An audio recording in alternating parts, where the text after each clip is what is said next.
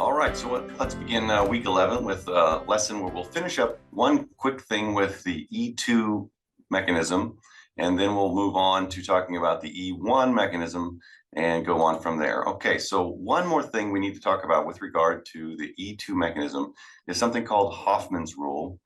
And it is involved whenever your base, remember that to have an elimination, you have to have particularly an E2 mechanism. You have the leaving group, and then you also have a hydrogen on a neighboring carbon that's going to be removed by a base. And so it turns out that if the base that will be removing that hydrogen is very bulky, another way of saying that is if it's sterically hindered, that's the more organic chemistry way of saying it, or sterically hindered. So then you're not going to come up with the most substituted product. You get the opposite. You get an alkene that's the least substituted possible as the major product. So Hoffman's rule says that bulky bases, aka sterically hindered bases, form the less substituted alkene as the major product. Now, this is the opposite of Zaitsev's rules. And as a matter of fact, a lot of times it won't even be called Hoffman's rule. If you look at different textbooks and different resources, instead of being called Hoffman's rule, it's just called the non-Zaitsev product. So the reason why is because these bulky bases, they have these large substituents on them that just make it hard for the base to approach that hydrogen that's going to be removed. So it makes it hard to approach hydrogen on highly substituted carbons. So carbons with a lot of, with a lot of branching, those branches are going to get in the way of the base. So that's the scenario that makes this possible. Now, just some examples of bases that are not considered bulky. These are small bases that, will not follow Hoffman's rule. They'll always follow Zaitsev's rule. And you look at them, they're just a few atoms, so that makes kind of sense that they're not sterically hindered. Hydride, of course, is very small. Hydroxide, a very common strong base, is relatively small, but also methoxide and ethoxide. So those are like the equivalent of a methanol with its hydrogen removed, so it's a strong base, or ethanol with its hydrogen removed, so it also serves as a strong base. And I'll also remind you that there's lots of different ways to write this. So one common abbreviation for CH3, a methyl group, is just ME. Okay, so MEO. That ME stands for methyl. It's an abbreviation for methyl, and ET is an abbreviation for ethyl because you got the two carbon alkyl group. So these are considered to be small bases that would just follow Zaitsev's rules, not Hoffman's rule. But here's another list of sterically hindered bases that will follow Hoffman's rule instead of Zaitsev's rule. And the most common one is this one right here, the terp-butoxide. Now, what you see most often is not the ion alone by itself, of course, but this is an ion, right? This has got oxygen with the 3 lone pairs on it. So it has a formal charge of -1. And so there's going to be a counter ion out here. So it's usually like a sodium ion or potassium ion. So keep that in mind. And so by far, this is the one that you see the most. Okay, so let me do an example of the two different products that you can get and explain why one is favored over the other according to Hoffman's rule. Okay, so let's say that we have two different hydrogen types on this substrate here in the middle. And so there's of course 3 hydrogens on this methyl group that are equivalent to 3 hydrogens on this methyl group, but I'll only draw one of them just to be representative of what's going on. We'll call it HA. Okay, so now remember, with an elimination reaction, the electrons here in this bond between the carbon and the leaving group, they're going to move on to the leaving group, in this case iodide, and then the electrons that are part of this bond between the carbon and the hydrogen, HA, are going to move down and become the double bond. So your end product then is going to be an alkene that's di-substituted for this particular example. Okay, it's a di-substituted alkene. You get the double bond right there. But the other type of hydrogen that we have and there's 2 of them. I'm only going to draw one, but there's 2 of them, is right here, and we'll call those H type B. All right, so they could also engage in the E2 mechanism, where once again the electrons from this bond move on to the iodide, and the electrons in this bond form the alkene. And so in this case, your double bond is formed between those two carbons right there. Okay, so if you look at the situation now, you can see that this one is, di-substituted, and this one over here is tri-substituted. Okay, so and we've talked about how this is actually a more stable alkene because it's tri-substituted, and this one is the Zaitsev's product. Okay, because a small base would always form the most substituted alkene. But Hoffman's rule says that when you've got a big bulky base like this, okay, it favors the less substituted alkene. Again, because trying to get at HB, this hydrogen right here with a large bulky base like terbutoxide is going to be difficult. Whereas this is a hydrogen on a primary carbon. HB are hydrogens on a secondary carbon, so there's branching there, there's substitution there. So they're harder to reach than these hydrogens on this primary carbon. So when you've got a big bulky base like terbutoxide, that's going to be actually the more favored product. So this is going to be our major product in this case, okay, because of the base, and this one is going to be our minor product.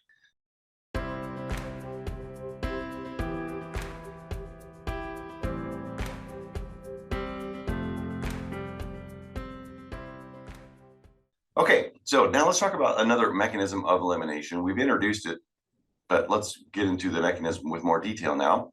So it's called E1, the E1 reaction, and it involves two steps, just like SN1 involved two steps. And the first step that also has in common with the SN1 mechanism. That first step is the formation of the carbocation. Okay, so it involves two steps and a carbocation. Now, the reason why it takes two steps is because the leaving group just leaves on its own. It doesn't need really anything to persuade it to leave because the carbocation formed will have some stability on its own. So it is the slow step. It's the rate determining step, and that's why we call it an E1 reaction, because it follows first order kinetics, right? The nucleophile, the concentration of the nucleophile does not affect the initial rate of the reaction. So we form that carbocation. And then the second step was what's different, is what sets it apart from the SN1 reaction. And so what happens in the second step is a base. Any elimination reaction is going to require a base grabbing hold of a hydrogen. But that's what happens in the second step. Instead of a nucleophile forming a bond with the carbocation, what happens is a base takes away a hydrogen on a neighboring carbon atom, and so then the electron pair that was part of that carbon-hydrogen bond moves over to become a double bond with the carbon involved in the carbocation. Okay, so that's the second step, which is a fast step, but it leads to the alkene. Now, you might be thinking, we've talked before about how these type of hydrogens that are connected to carbon, they are not very acidic. They are not easy to remove. But they are in this case because this carbon has a positive charge on it. It's a carbocation. So that makes these hydrogens on a neighboring carbon very acidic, quite acidic, because it's happy to exist as an H+, just a bare proton without any electrons. But this carbon would very much like to have its octet full. So the way both atoms get what they want is this pops off as H+, and then the electrons that were involved in that bond with the hydrogen move over between the two carbons and form that pi bond. And so now everybody's happy. Everybody's got their octet, and the H+ is just associated now with the base that came along and took it. Okay, so as we already pointed out, the E1 reactions, they start out the same as SN1 reactions, the formation of the carbocation. But then a different reaction occurs in step 2. For an E1 reaction, in step 2, a base accepts the H+ from a neighboring carbon, allowing for the formation of the pi bond.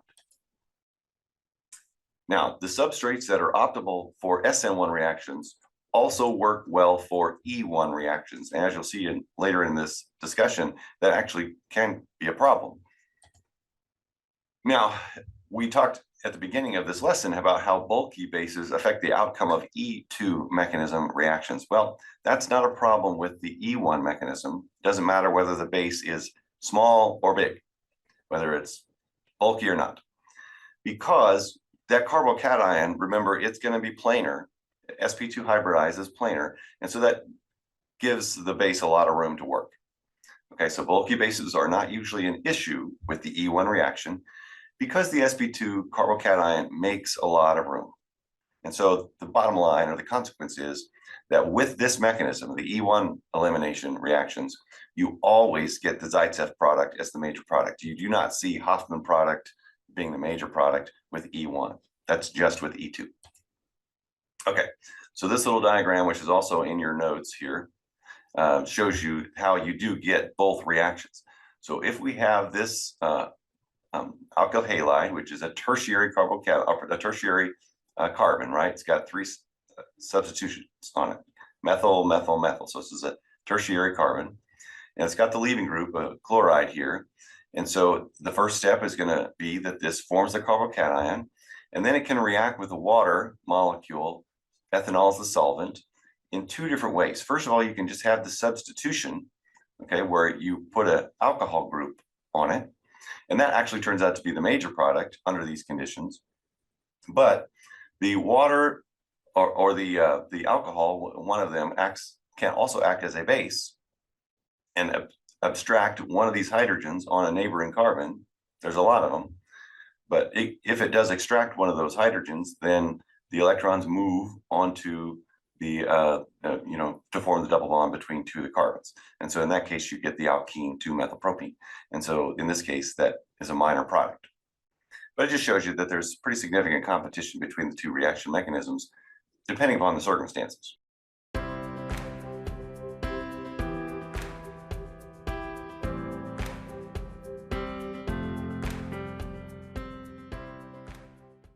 All right, so one more unique thing about the E1 reaction is that it does not have the specific geometric requirements that E2 reactions had.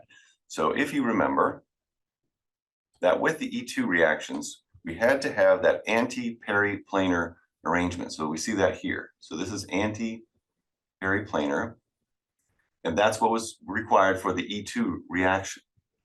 And so with this particular compound, methyl chloride, that's not going to happen a whole lot, because look here, we've got these substituents in the axial position, so this is not the most stable conformation for this substituted cyclohexane. And so it's not going to spend much time in this position where the hydrogen and the leaving group, the chloride, are in transaxial arrangement. So, you do get only one product, but this reaction is also going to go pretty slow. But when you have the E1 reaction, you don't have to worry about the specific arrangement of the hydrogen that's leaving and the leaving group. Okay, they can be transdiaxial or they can just be equatorial. And so you have more possibility. And so, for example, if you look with the E2 reaction, a much stronger or more concentrated base is required, 0.1 molar versus 0.01 molar for the E1 conditions. All right, so the point being that remember that what happens first with the E1 mechanism is you form the carbocation by this chloride, the leaving group, just leaving and forming that carbocation. And so you don't have to worry about the specific arrangement of the hydrogen and the leaving group. Okay, and so then once again, they remember that with the E1 mechanism, the Zaitsev product, the most substituted alkene, is the one that's favored. And so in this particular example, you can see that because the major product, 68% versus 32%, is the one that's tri-substituted. You've got a substituent there, a carbon-containing substituent there, and there, and there. Okay, so this one's tri-substituted, whereas this one is just di-substituted, 1 and then 2. So this tri-substituted one is the Zaitsev product, so it's the more favored. It's going to be the major product. Okay, so as we mentioned a couple slides ago, there is going to be a competition between the SN1 and the E1 reactions because they both start the same way. You take the alkyl halide or whatever it is, and you form a carbocation by inducing the leaving group to leave. because both processes are possible since they both begin with the formation of the carbocation in the rate determining step. So thermodynamics is what we look to help us figure out how to control which mechanism might be the most favored, the one that happens the most. So remember from either Gen Chem 2 or we talked about this a little bit earlier in the course, that the Gibbs free energy, which is our measure of spontaneity, is equal to the delta H, okay, minus T delta S. Okay, so now thinking about delta H, that's not something you have much control over. So delta H cannot be controlled. It's based on the difference in bonding between the reactants and products. So that delta H is just going to be driven by what's the bonding going on in your reactants, what's the bonding going on in your products. That's not something you can control. It just is what it is.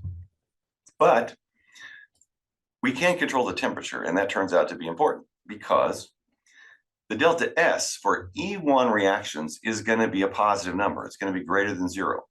And the reason why is because with the E1 reaction, you have more products than reactants. So that results in more disorder. You're increasing the amount of randomness and disorder by carrying out an E1 reaction. If you have an SN1 reaction, you have 2 reactants and you have 2 products.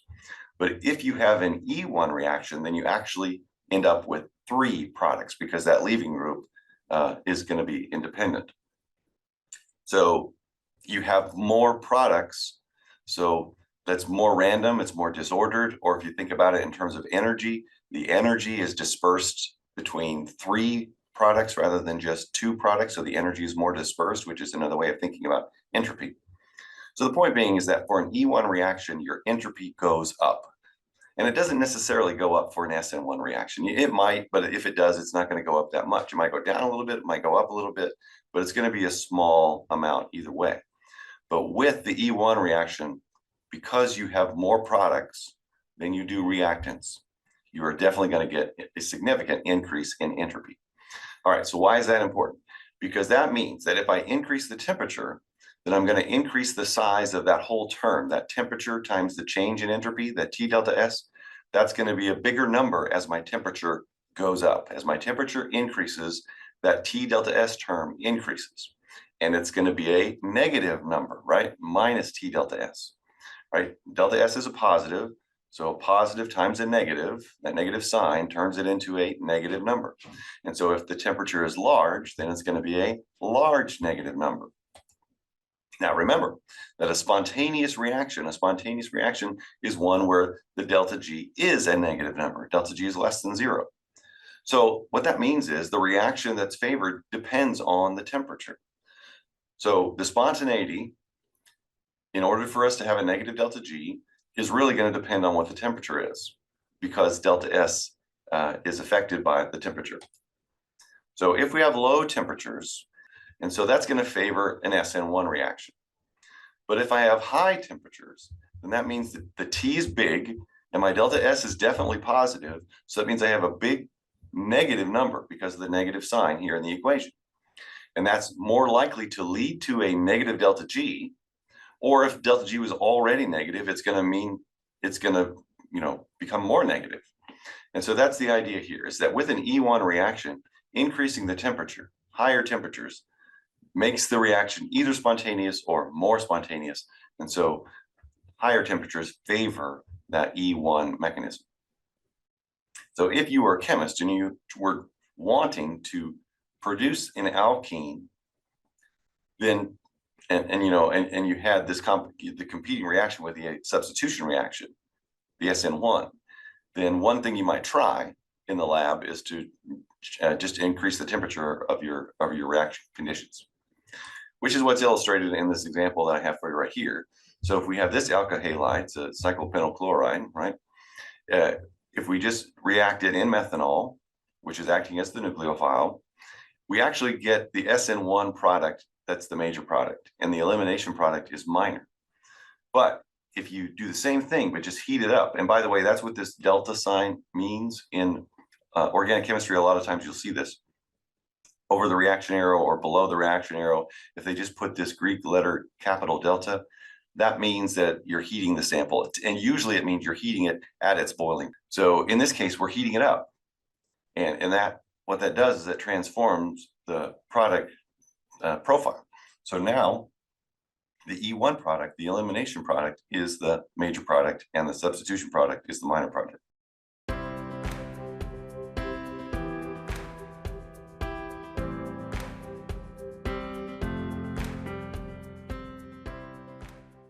All right, so one more elimination mechanism to talk about. Again, we have introduced this on the first day we mentioned about elimination reactions. But this one is unique. The E1CV reaction is unique because it proceeds through a carbanion intermediate, not a carbocation, but a carbanion. And remember that means it's a negative ion. So the mechanism here is that a base still involves a base. All these elimination reactions require a leaving group and a hydrogen on a neighboring carbon, okay, and a base.